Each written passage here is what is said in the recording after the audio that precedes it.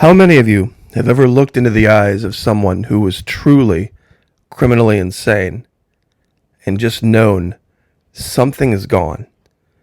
Something has left that individual that is present in others, and they are just not right. You don't need a judge. You don't need a jury. You don't need a doctor. You don't need a diagnosis. You can tell just by looking at them, their mannerisms, that empty look, that glaze. It is unmistakable. And make no mistake, folks, we're there. That's what's going on right now. We are starting to see those who have that starting to rise to positions of power. And it makes a certain scripture in the Bible make sense. Real quick, before we get into this, I just want to always say thank you and always attempt to the very best of my ability to be gracious. Those of you who have joined us at Patreon, I wouldn't do this if I didn't think it was necessary. $1 per month, even less if you sign up for an entire year. Fully refundable first 90 days, no questions asked. No questions asked. I know it's not for everybody. There's a $5 level. God bless you guys. I very much appreciate it. Things are spiraling out of control now in North America much, much faster than I think even the most pessimistic people had predicted. I'm not really sure how much time we have left. And I'm wondering now if an event like this that people have been planning for, this idea of grid down, power down, shit hits the fan, end of the world, pay attention to this part, as we know it, end of the world as we know it or knew it, if this might not be a blessing. Recently, it made the news that Mr. Kaczynski, the Unabomber, passed, and his actions were wholly unforgivable and reprehensible.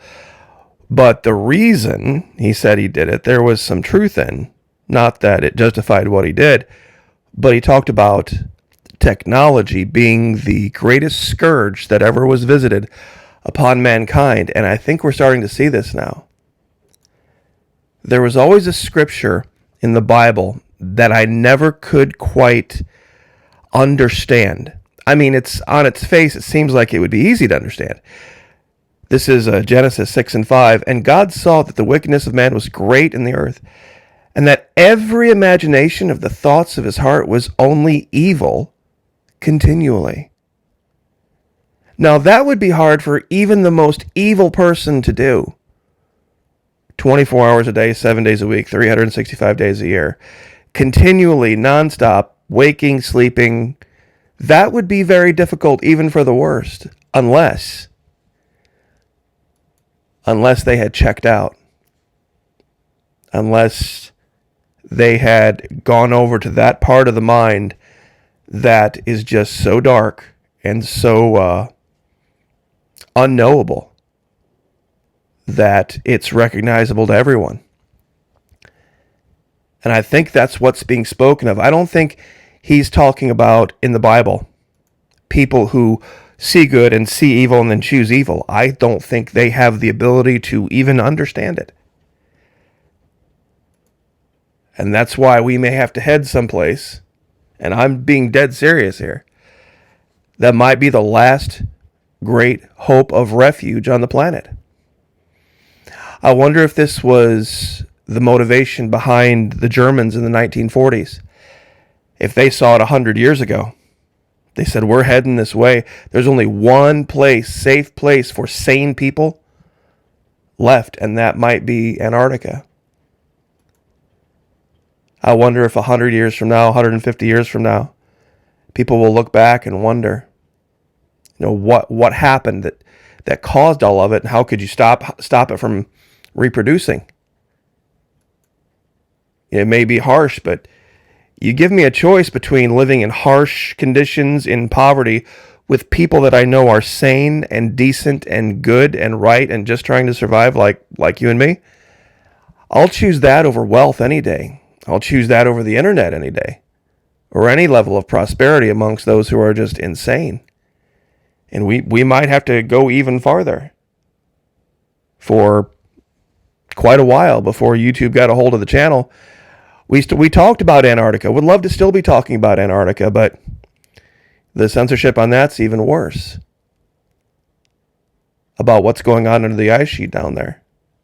It may be where we have to head. Now, some are saying, Florida Maquis, are you talking about because of the Trump thing or because of the what's going on, and what specifically are you talking about? Well, I'll be honest with you. There are people in charge of the country right now that are not right. Mentally, not right. And if they would get reelected next time, I could see the people who are supporting the current guy losing it themselves because they're ready to lose it now, and we're not even voting this November. A lot of people say it's an election year. It's election interference. Guys, we're not voting in November. We're not voting 6 months from now. We're voting a year and 6 months from now, 5 months from now. I think a lot of people are missing the train on this. How can it be election interference? It's not even an election year. It's crazy, but what am I talking about? Everyone needs to take a breath and read this out loud to themselves.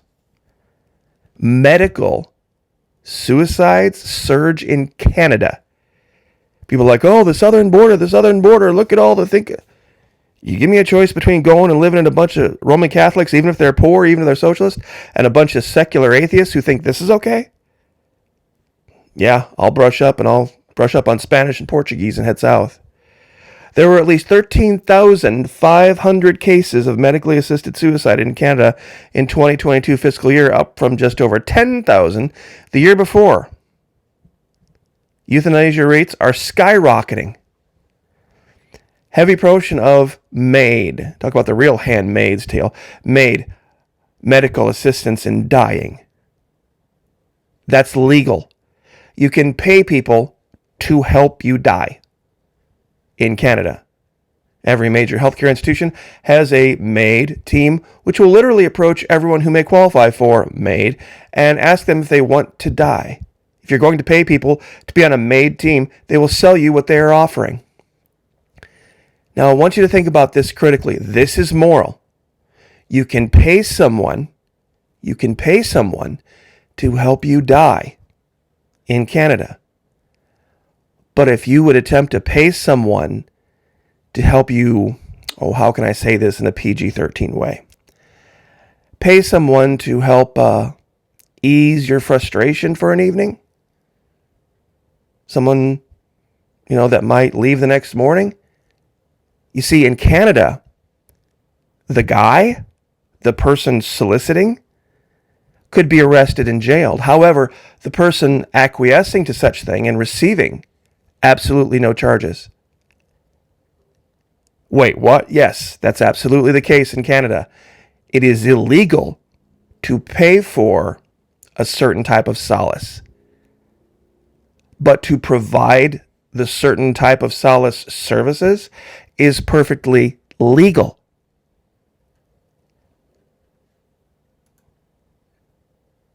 Insane. Absolutely bonkers, nuts. That's all, folks. Insane. That's the reality. You can pay someone to help you die. You can get a job convincing people, helping people decide to pay other people to help them die. But if you were to have one evening where money would be exchanged for a little bit of comfort, that is criminal only on the part of the person who needs the comforting, not on the person providing the comfort. That is perfect. Look it up. You think I'm making that up? Look it up. It is bizarre. And to put the cherry on this right here, it is okay for men to become pregnant. It is okay for men to take their seed and then give it to a medical professional, and then another medical professional gets an egg from someone, and then they combine the two, and then they implant them in someone else, and then they grow a kid. This is legal. This is okay. This is right. This is moral. And conservatives don't have a problem with this. Anywhere. But the big problem we need to worry about, you ready for this? Is illegal oil. That's right. Capitalists. The rise of the dark fleet vessels that hide their locations to transport, you ready for this? Illegal oil as opposed to legal oil. Cargoes has enabled Venezuela to continue exporting oil in defiance of Washington, D.C. sanctions, contributing to its economic recovery. PDVSA, Venezuela's national oil company, has leased numerous tankers, many in poor condition, to facilitate the clandestine shipment of oil, with Iran providing, well, there you go, Iran, Venezuela, Saudi Arabia, all the bad actors, all the black mustache people. It makes me wonder. It truly does. If there are people out there going, okay, the West's experiment is over. That little tete-a-tete that those colonists had with the British Empire back in 1776, and they couldn't get on the same sheet of music for 13 years, and then 1789, and then it was only 23 years later, they were back at war, War of 1812. And then only 48 years after that, they were ripping each other apart in 1860. And just about the time they get that all settled, then you've got the Spanish-American War, and then World War I, and then World War II. It's just nonstop. Just nonstop. We have to stop and wonder and look back at history for just a minute and go, wait a minute. The greatest what ever? China gives Dark Fleet Antarctica bases to Earth Alliance to build spaceships. Let's hope so. Let's truly hope so. Who knows what life for our great-great-great-grandkids is going to look like. Maybe they might rediscover some abilities that we've lost. And maybe they might find some absolutely fantastic things about history that we were never able to uncover. I hope that's the case. I hope they restore a sense of wonder. I truly do. It's my greatest hope that future generations will be able to restore a sense of not knowing, in the sense of curiosity and wonder and discovery, and not being so bound up in what they think they know, like we are now with the way the net is. Authorized beliefs, authorized truths. Well, we know this to be a fact and that to be a fact. Do we? What's been the net effect? What has been the net effect in the world right now? People are losing it. Kaczynski? I think he would fit in perfectly in modern day society. He was 81 years old. He died in prison, but I will leave it there. God bless every one of you. Pray for each other.